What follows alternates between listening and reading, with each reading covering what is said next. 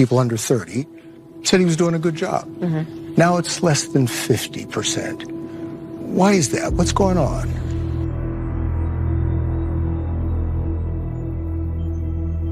The challenge that we have as an administration is we got to let people know who brung it to them. That's our challenge.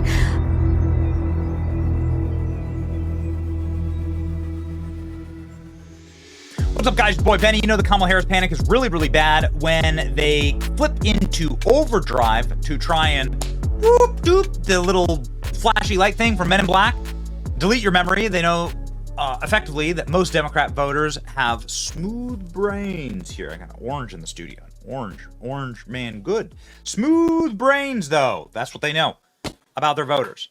And they're dumb enough that as long as they can't, they're like goldfish, right? You just can't remember what happened 2 seconds ago.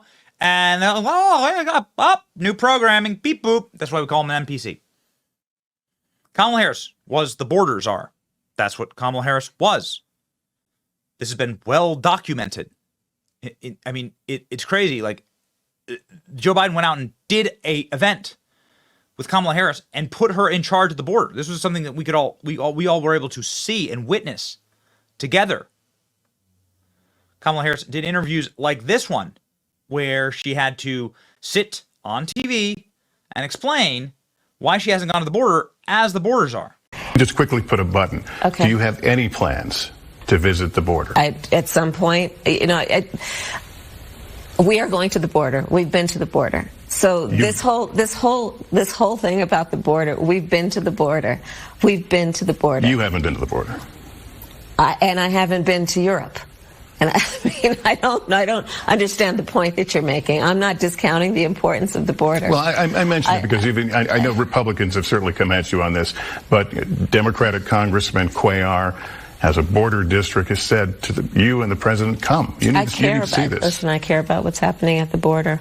Oh, and that's even worse. Remember Kamala Harris on Univision? I'm going to go to the border. And when are you going to the border, Vice President? The administration has asked... I'm not finished. I've said I'm going to the border. Oh, I am not finished. Yeah.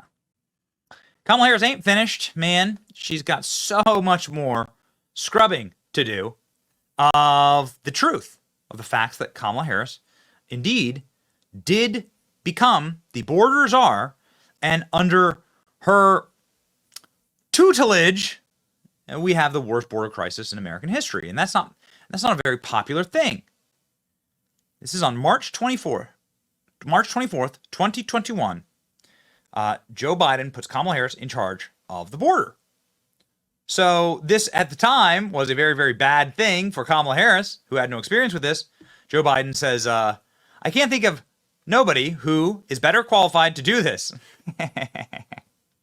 And then shoved the worst thing in his administration directly on Kamala's lap. You'll never be able to convince me that these people like each other.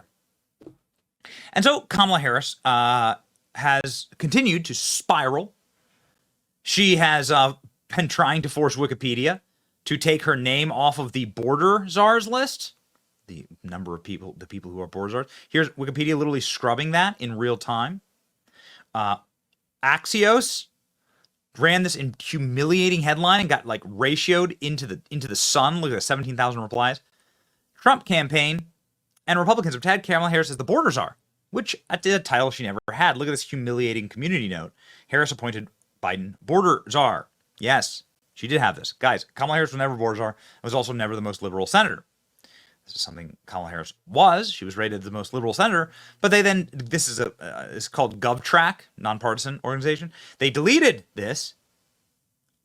But the internet's forever. You know what I mean? The internet lives forever. This is the archive of that. Kamala Harris asked on the record about being the most liberal senator, and she's like, I don't know. I'm makes me sad. It's not true. But it is true. And people are starting to take notice. Very interesting, actually. But people are starting to take notice. A number of focus groups are going in hard against Kamala Harris. Group of women voters react to Kamala Harris, saying effectively she lied to us about the border. Total fail on MSNBC. Panel of middle-aged women from Wisconsin. Not one of them is being fooled by globalist warmonger Kamala Harris. and talking about her failures on the border. It's quite interesting. On MSNBC, go. How do you perceive Vice President Harris compared to President Biden in terms of competency and experience? I think she's worse. She doesn't even know what's going on at the border. Right. And that's what she was supposed to be doing and in charge of. I mean, as a school teacher, if I did not do what I was supposed to be doing, you better believe my job would be in jeopardy. Well, it isn't. It not only was her job not in jeopardy, she was just handed a promotion. Is there anyone that Kamala Harris could appoint as her vice president that you would find reassuring, would make you consider voting for her? No. Never consider voting for her. No. I would do RFK Jr. way before her. Same. Absolutely. Yeah.